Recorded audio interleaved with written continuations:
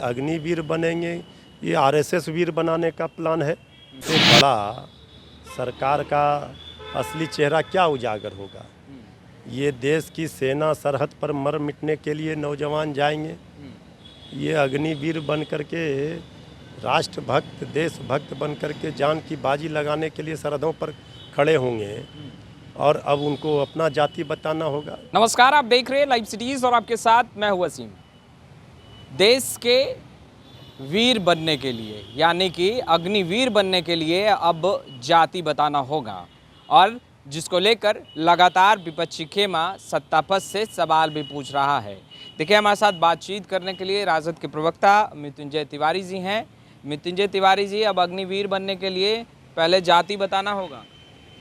देखिए, आज़ादी के 75 वर्षों के बाद पहली बार ठेके पर बहाल सेना में जो जाएंगे वो 4 वर्षों के लिए अग्निवीर बनेंगे, उनको जाति बताना होगा।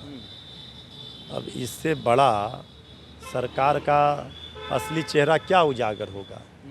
ये देश की सेना सरहद पर मर मिटने के लिए नौजवान जाएंगे, ये अग्निवीर बन कर के राष्ट्रभक्त देशभक्त बन कर के जान की बाजी लगाने के लिए सरहदों पर खड़े होंगे और अब उनको अपना जाति बताना होगा।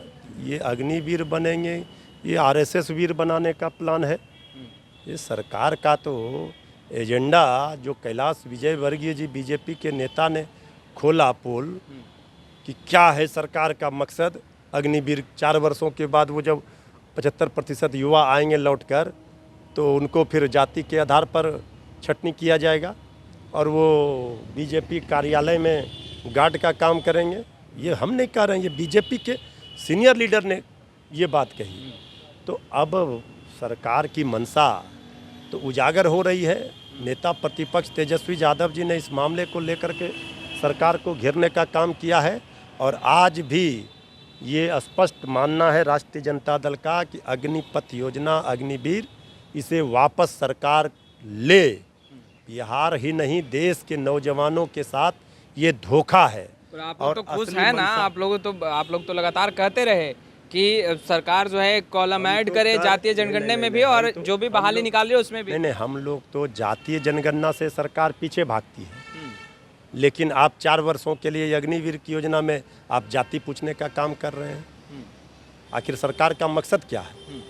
अगर इतना ही सरकार को है तो जाति जनगणना कराए सरकार, वो तो नहीं करा रही है। तो ये सरकार का कहीं पर निगाह है, कहीं पर निशाना। और ये बात नेता प्रतिपक्ष तेजस्वी यादव जी ने पहले ही दिन से कह दी है और सरकार की मंशा पर सवाल खड़े किए हैं कि सरकार आखिर किस मकसद से इस योजना को लाई है। ये धीरे धीरे परत दर परत अब पोल खुलता जा रहा है।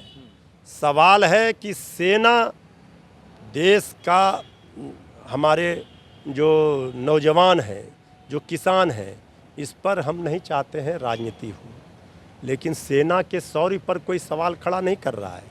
अगर आप सत्ताधारी दल से पूछेंगे तो वो कहेंगे सेना पर विपक्ष सवाल खड़े।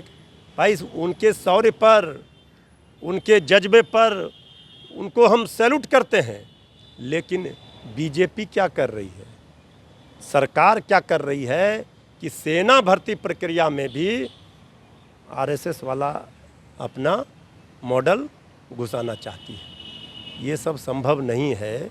इसलिए संभव नहीं है कि ये देश है 130 करोड़ देशवासियों का, ये देश है नौजवानों का, किसानों का। जय जवान जय किसान। इसलिए सरकार अपने मकसद में सफल नहीं होगी। कोई परमानेंट बीजेपी सरकार में नहीं रहेगी। सरकार आज है, कल जाएगी।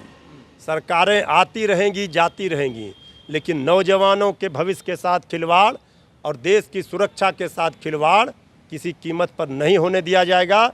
एक जिम्मेवार विपक्ष होने के नाते नेता प्रतिपक्ष तेजस्वी यादव जी अपनी बात मजबूती से रख रहे हैं और सरकार की गलत नीतियों का विरोध कर रहे हैं। सरकार आती रहेगी, जाती रहेगी, मगर देश के सुरक्षा और सेना की नीतियों के साथ खिलवाड़ नहीं होने देंगे। विपक्ष लगातार सवाल उठा रहा है। खैर, लाइव सिटीज़ के साथ बने रहे। आपका बहुत बहुत शुक्रिया।